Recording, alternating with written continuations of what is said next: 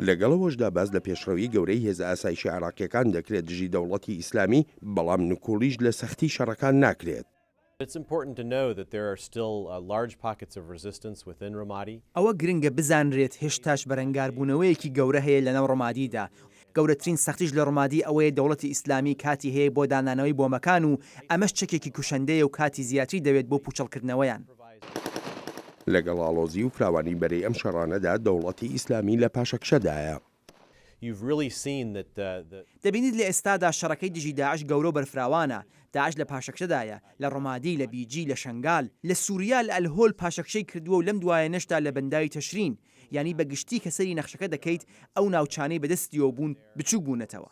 دەمڕاستی هاوپەیمانان لە عێراق هاوڕایە و جەخت دەکاتەوە ئەم دەوڵەتە ئیسلامیە زۆر ناوچەی لەدەستداوە.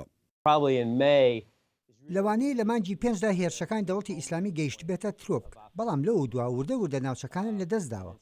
لە کەمی هێرشە ئاسمانیەکانی هاوپەیمانان تەنها لە مانگی 12دا نزیکەی 2500 داعش کوژراون، بەڵام دەشگوترێت هێشتاش داعش توانای بەرەنگاربوونەوەی هەیە. هێشتاش ئەم ڕێکخراوە تونڕەوە کۆنتڕۆڵی دەیان 1000 کیلۆمەتر دووجای لە ژێردەستدایە بە شارە گەورەکانی وەک مووسڵ و ڕقە. هەندێک ناوچەی گرنگی هاوسنووری تورکیاش کە دەتوانێت لەو ناوچانەوە بە قاچاق کەرەسە و چەکدار بگەێنێتە ناوچەکانی ژێردەسەڵاتی خۆی. کاتێک داعش لەو سنوورە دوور دەخیتەوە کە بە ناوچەی خۆیانی دەزانن ئەمەیان کێشەیەکی جیاوازە. لەگەڵ هەموو گرفتانەی لەم شەڕی دژی دەوڵەتی ئیسلامیدا هەن، گەورە کاربەدەستانی لەشکری عێراق جەخت دەکەنەوە لەوەی لە ئایندەیەکی نزیکدا سەرکەوتنی گەورە تۆمار دەکرێت. ليس شعارا ومحض أمل. ئەمە هەرتەنها دروشم و هیوانیە، بەڵکو و ڕێباز و خواستە. شەڕەکە داعشیش بە خیاڵیدا نەهاتووە، زۆر قورستر و سەختتریشە لەوەی تا ئێستا بینیویانەوە، بۆیە پێویستە ئێوەش لەباری ئاگاهیدا بن.